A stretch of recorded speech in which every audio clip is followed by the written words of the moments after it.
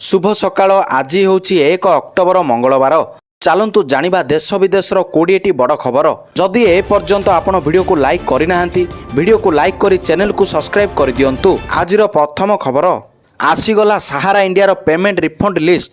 जदि आपण सहारा निवेश करथिले तेबे आपणक पई बड़ सूचना। सरकारी पोर्टाल रे समस्त सहारा निवेशक पई एक नूतन योजना आरंभ करिसंती सरकार, जो सहारार निवेशक माने वर्तमान 10,000 स्थान में प्रत्येक किस्ती 50,000 पाइबे। एपरी विषय रे आसंतु जानिबा समस्त सूचना। जदि सहारा रे टंका अटकी रही और आपण टंका प्रत्याहार करने को चाहती तेबे आपण को किछि स्टेप फॉलो करबा पई पड़िबो। सर्वप्रथमे जदि आपण फॉर्म फिलअप करिसंती तेबे आपणकर ऑफिशियल वेबसाइट को जाई आपणकर फॉर्म स्टेटस जांच करि परिबे। जदि आपणकर फॉर्म स्टेटस सठिक थिबो तेबे आपण को किछि करिवार आवश्यकता नाही, आपणको टंका मिलि जिवो। परवर्ती खबर सोमवार ग्रीन पार्क स्टाडियम रे बांग्लादेश विपक्ष रे द्वितीय टेस्टर चतुर्थ दिन में भारत रेकर्ड भांगी। ए मैच चतुर्थ दिन में टीम इंडियार ओपनर रोहित शर्मा एवं Yashasvi Jaiswal test cricketer 50 run score करी भारत पई विश्व रेकर्ड सृष्टि करिसंती। यह पूर्व ए रेकर्ड इंग्लैंड नाम रे थिला। परवर्ती खबर खराब छतुआ को नहीं उपमुख्यमंत्री उद्वेग। एणिकी पिलांकु मिलिबो मांडिया। एणिकी आंचलिकता अनुजाई पिलांकु सुषम और पुष्टिकर खाद्य दियाजिबो। खराब मानर छतुआ को नहीं उद्वेग प्रकाश करने सह एपरी सूचना देइछंती उपमुख्यमंत्री प्रभाती परिडा। राज्य स्तरीय पोषण मासर उद्यापनी उत्सव में जोगदेवा अवसर में गणमाध्यम को उपमुख्यमंत्री कहिसंती सबुआडे छतुआ नुहे आंचलिकता अनुजाई पिलांकु खाद्य दियाजिबो। परवर्ती खबर बीजेडी कली एबे तेजीबारे लागिछि। बीजेडी कली उग्र रूप नेबा परे बीजेडी सुप्रीम एक्शन नैछंती। एने 4 जन को नोटिस पठा जाइछि। 2 नेता और 2 कॉर्पोरेटर को 100 कल नोटिस पठा जाइछि। अमरेश जेना, बिरंची महासुपकार, विवेक स्वाई एवं राजेश पात्र को दल में विशृंखला कार्यकलाप पई नोटिस पठा जाइछि। एई 4 जन को कारण दर्शाओ नोटिस करिसंती जिला सभापति सुशांत राउत, बिजु छात्र जनता दलर राज्य सचिव, बिजु युव जनता दलर सभापति को भी नोटिस 15 दिन मध्य उत्तर रखा कड़ा निर्देश देइछंती सुप्रीमो। परवर्ती खबर पुणी आंदोलन को ओह्लाइबे डाक्टर। कोलकाता सागर दत्ता हस्पिटाल रे गत 27 तारिख में जड़े रोगी मृत्यु को केन्द्र करी 3 जन डाक्टर और 3 जन नर्स को माड़ मारा जाइछि। एही घटना को केन्द्र करी जूनियर डाक्टर हस्पिटाल रे विक्षोभ प्रदर्शन करथिले, जहा फल रे 4 जन डाक्टर को गिरफ्त करा जाइछि। जहाकु नहीं जूनियर डाक्टर माने असंतोष प्रकट करिसंती। सेमाने पुणी थरे आंदोलन को ओह्लाई पारंती बोली चेतावनी देइछंती। परवर्ती खबर सुनीता विलियम्सकर नुआ ठिकाना स्पेसएक्स। यथाशीघ्र उद्धार पर नासार अभियान आरंभ है। काउंटडाउन उद्धार एवं महाकाश में फसीथिबा महाकाशचारी सुनीता विलियम्स। एथिपाई नासा पक्षर आरंभ होइछि अभियान। 2 चालक दल को नहीं उड़ान करिछि क्रू 9 ड्रैगन। अंतरराष्ट्रीय महाकाश स्टेशन को उद्धारकारी टीम पठाई अमेरिकार महाकाश गवेषणा संस्था नासा। गत 6 जून रु इंटरनेशनल स्पेस स्टेशन रे फसी रहिसंती 2 जन महाकाशचारी। सेमानंकु उद्धार करने को स्पेसएक्स पक्षर आरंभ होइछि रेस्क्यू ऑपरेशन। परवर्ती खबर आज जम्मू और काश्मीर तृतीय तथा शेष पर्याय भोट 40टी आसन लगी मैदान रे अछंती 449 प्रार्थी। बंदीपुर, उद्धवपुर वेस्ट, उधमपुर ईस्ट, काठुआ आदि आसन रे हेबो भोट। जम्मू अंचल रे 23 और काश्मीर अंचल रे 17 आसन रे हेबो भोट। प्रथम पर्याय रे 59% मतदान होइतिबा बेले द्वितीय पर्याय रे होइतिला 57% मतदान। अधिकांश स्थान रे नेशनल कॉन्फ्रेंस कांग्रेस मेट बीजेपी और पीडीपी मध्य त्रिमुखी प्रतिद्वंदिता होउछि। परवर्ती खबर मुख्यमंत्री मोहन चरण माझी गतकाली बड़चणा गस्तर आसी समिया पंचायत बुढ़ा केन्दुआ हाट पड़िया प्रधानमंत्री 115तम मन की बात दलीय सभ्य संग्रह वृक्षरोपण आदिवासी लोकों सह आलोचना करने सह राजू सिंह जामुडा घरे मध्याह्न भोजन करथिले। एथिसह से बाउंश गछमूल बसी गाँ लोकों विभिन्न अभियोग शुणिथिले।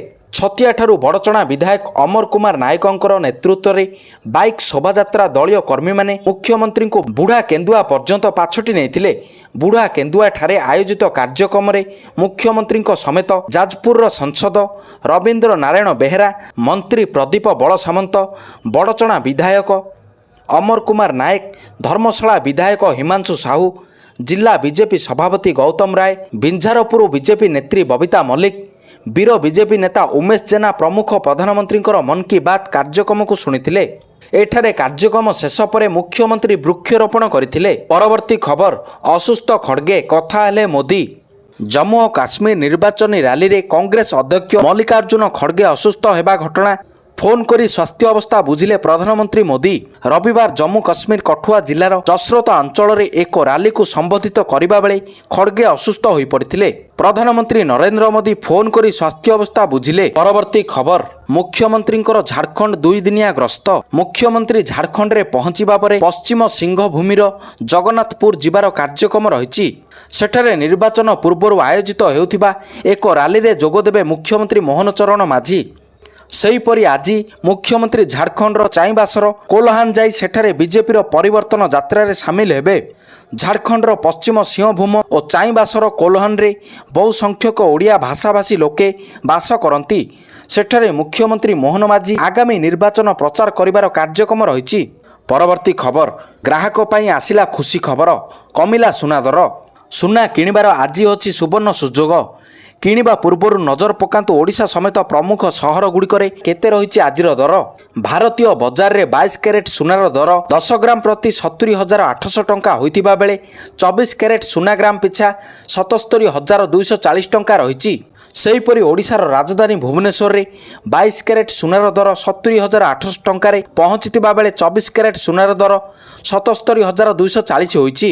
ମୁମ୍ବାଇରେ 22 କ୍ୟାରେଟ୍ ଓ 24 କ୍ୟାରେଟ୍ର ମୂଲ୍ୟ 70,800 ଟଙ୍କା 77,240 ଟଙ୍କା ରେକର୍ଡ ହୋଇଥିବା ବେଳେ ନୂଆଦିଲ୍ଲୀରେ 68,790 ଟଙ୍କା ଓ 75,030 ଟଙ୍କା ରହିଛି। ପରବର୍ତ୍ତୀ ଖବର, ଫରେଷ୍ଟର ସଞ୍ଜୟ ନାୟକ ଆତ୍ମହତ୍ୟାର ତଦନ୍ତ ଶିଥିଳ। ଡିଏଫ୍ଓ ଗଲେ କୁଆଡ଼େ, ସମନକୁ ବେଖାତିର, ଅନ୍ଧାରରେ ବାଡ଼ି ବୁଲାଉଛି ପୋଲିସ। ରାୟଗଡ଼ା ଫରେଷ୍ଟ ଡିଭିଜନ ଦ୍ୱାରା ପରିଚାଳିତ ତଥା କଳାହାଣ୍ଡି ଜିଲ୍ଲାର ଜାରିଙ୍ଗ ହାଇଟେକ୍ ନର୍ସରୀରେ silviculture research wing forester Sanjay Nayak ଆତ୍ମହତ୍ୟା ଘଟଣାରେ ପୋଲିସ ତଦନ୍ତ ପ୍ରକ୍ରିୟା ଶିଥିଳ ପଡ଼ିଛି।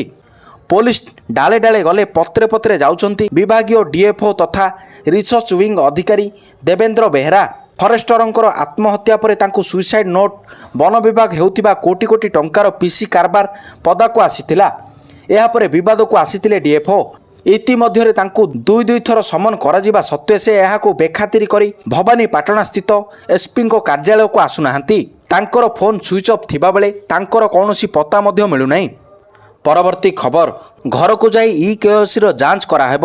ଆଉ 1.5 କୋଟି ଲୋକଙ୍କର ହେବ ଇକେୱାଇସି। ରାଜ୍ୟରେ 16 ଲକ୍ଷ ଭୂତ ଓ ଅଯୋଗ୍ୟ କାର୍ଡ ନାକଚ। କେୱାଇସି ପଞ୍ଜୀକରଣ ସରିବା ପରେ ଖାଉଟିଙ୍କୁ ନୂଆ ରାସନ କାର୍ଡ ବଣ୍ଟାଯିବ। ରବିବାର ଖାଦ୍ୟ ଯୋଗାଣ ଓ ଖାଉଟି କଲ୍ୟାଣ ମନ୍ତ୍ରୀ କୃଷ୍ଣଚନ୍ଦ୍ର ପାତ୍ର ଏହା କହିଛନ୍ତି। ମନ୍ତ୍ରୀ ଶ୍ରୀ ପାତ୍ର କହିଛନ୍ତି ପାଖାପାଖି 3.5 କୋଟି ଲୋକଙ୍କର ଇକେୱାଇସି ପଞ୍ଜୀକରଣ ହେବ। ଏବେ ସୁଦ୍ଧା 2 କୋଟି ଲୋକଙ୍କର ଇକେୱାଇସି ସାରିଛି। ଆଉ ମାସେ ମଧ୍ୟରେ ଅବଶିଷ୍ଟ ଲୋକଙ୍କର ଇକେୱାଇସି ସରିଯିବ। ଏହି ପ୍ରକ୍ରିୟା ସରିବା ପରେ ଯାଞ୍ଚ କରାଯାଇ ଅଯୋଗ୍ୟ କାର୍ଡଧାରୀଙ୍କୁ ହଟାଯିବ। କେବଳ ଯୋଗ୍ୟ ଖାଉଟିଙ୍କୁ ବଛାଯାଇ ସେମାନଙ୍କୁ ନୂଆ ରାସନ କାର୍ଡ ମିଳିବ। ଯେଉଁମାନେ ଇକେୱାଇସି କରିନାହାନ୍ତି ସେମାନଙ୍କର ଯାଞ୍ଚ କରାଯାଇ ସ୍ୱତନ୍ତ୍ର ଟିମ୍ ଘର ଘର ବୁଲି ସମ୍ପୃକ୍ତ ବ୍ୟକ୍ତି କାହିଁକି ଇକେୱାଇସି କରିନାହାନ୍ତି ତାକୁ ଅନୁଧ୍ୟାନ କରିବେ। କୌଣସି ପରିସ୍ଥିତିରେ ରାସନ ଯୋଗାଣ ବନ୍ଦ ହେବ ନାହିଁ। ଶେଷ ଲୋକର ଇକେୱାଇସି ନ ସରିବା ଯାଏଁ ଏହା ଚାଲିବ ବୋଲି ଯୋଗାଣ ମନ୍ତ୍ରୀ ସୂଚନା ଦେଇଛନ୍ତି।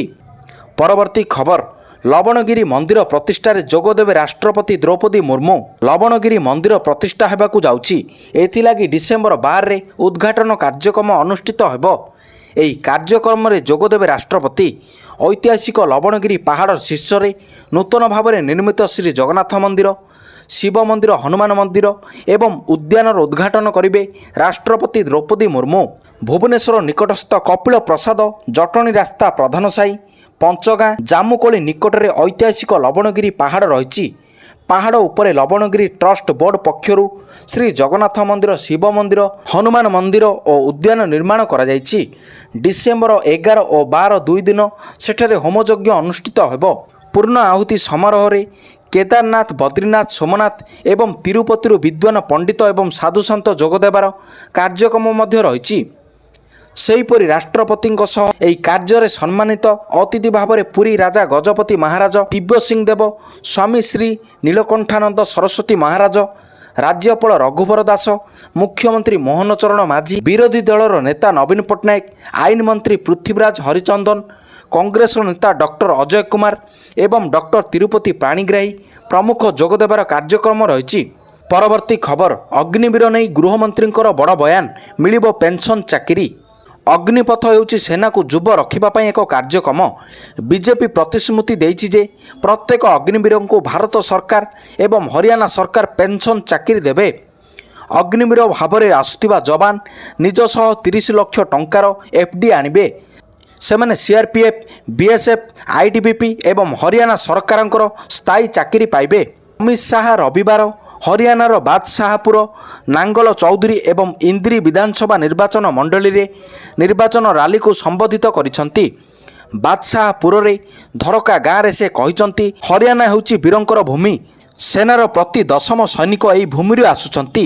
ହରିୟାଣା ମାଟିର ରାନ୍ ୱାନ୍ ପେନ୍ସନ୍ ଲାଗୁ କରିବାକୁ ଘୋଷଣା କରାଯାଇଥିଲା। ଏହା ସମ୍ପୂର୍ଣ୍ଣ ହୋଇଛି। ଏହାର ତୃତୀୟ ସଂସ୍କରଣ ମଧ୍ୟ କାର୍ଯ୍ୟକାରୀ ହେଉଛି। ନୂଆ ଦରମା ସହିତ ପେନ୍ସନ୍ ମଧ୍ୟ ମିଳିବ।